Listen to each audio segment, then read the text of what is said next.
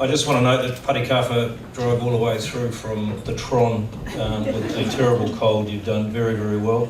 And Naomi, I didn't realise I had something in common with you. I also wasn't allowed into Westlake Girls PI. Was that you? Well, I thought I had a girl's name. And May, oh, what a leader. So, topic, I've already used up 2 of my 5 minutes, so I'm doing well.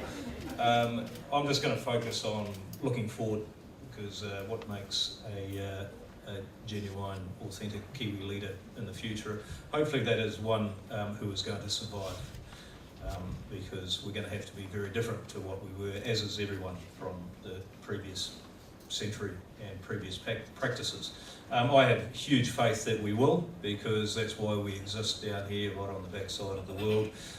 We chose to be here. We have made a great success out of some considerable hardship. We have been prepared to accept mistakes. We've been prepared to try and learn from them. I heard something the other day. It was you have 2 options: you either win or you learn. And I think that's a fantastic way. And let's hope that we learn. Leadership, and where I've seen it succeed and where I've had some success, has been about being able to really, really promote, and by the way, this is also what I see brutally lacking in the country, really promote a vision and a purpose about what you are and what things can be. Not what they are today and not what you'd like to see, but the vision about how things are going to happen. I mean, in our Pacific Island language, I'm mostly Cook Island, as you can tell. It's like, it's about, can you see the island if you're a navigator? No one's going to get on the waka with you if you cannot provide a clear vision of being able to see the island, even though you don't know where it is. You've got your best guess, you can visualise that island. If you've got that, then you've got a very clear purpose, and already you're starting to lead people. They're going to have confidence in what you can see and the future that it can be. And that future has to be the global best. You know, don't be constrained by the local best. One of the phrases that I think is the most abused is best practice. Best practice is too often just common practice. It's what you see out the door, what the other person is doing, and generally that's crap, because they're also losing, world famous throughout New Zealand. It's about what could we achieve around the global best. Once you've worked out how, what is that gold medal that you're going to go out and win on behalf of all the people that have joined in the waka there, you've got to be honest, and you see too many people scattering around trying to do everything. If I've often played the game, if you're going to be given the task of going out and winning a gold medal, what's the first thing that you'd want to do if you're off to the Olympics? Anyone? You want to win a gold medal? Train? Preferably I'd choose the event that I'm going to go in, because then I'd probably know how to train better. And I'd choose the event based on what can we bring, honesty about what are we. Our endowments. At the fund, our endowments, we don't have a competitive advantage, outright competitive advantage in anything, but we have some comparative advantages if we're honest to them. It's our horizon, our liquidity, our governance, if we can hold the steel, and back here about where we come from, our locality. Generally people see that as a hindrance, but it's actually a huge advantage to a long-term investor like us. So you've got your purpose, you've worked out through your endowments what events you will go into to lead and what events you just won't. And then you've got to turn around and say, folks, how I said I could visualise the island? I've got no idea, but you're going to have to believe in certain things that I believe in. And that's about setting some beliefs that you're going to have to hang strong with.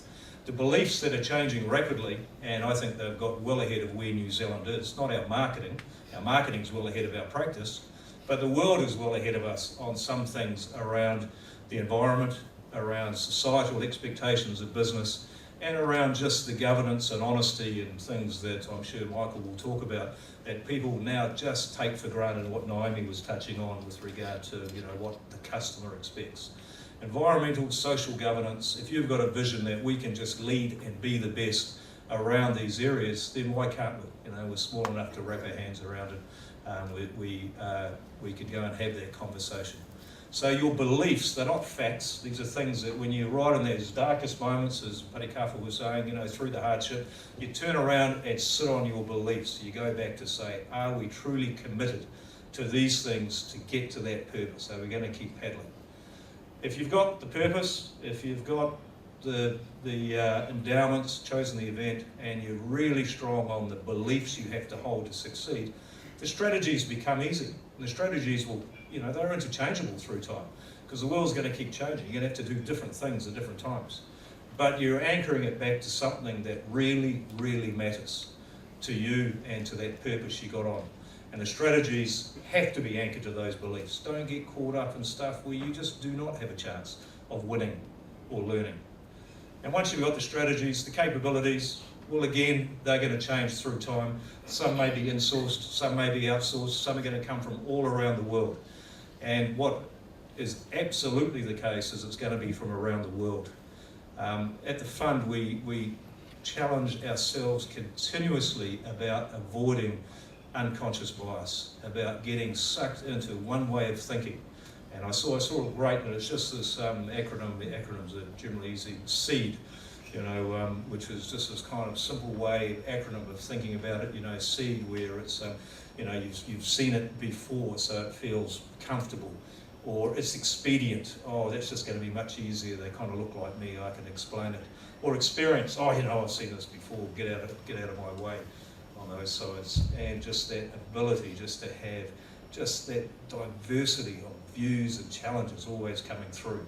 And you have to consciously override all of those things that we as leaders and humans have developed through time to really get the best and make people want to come and be part of the action.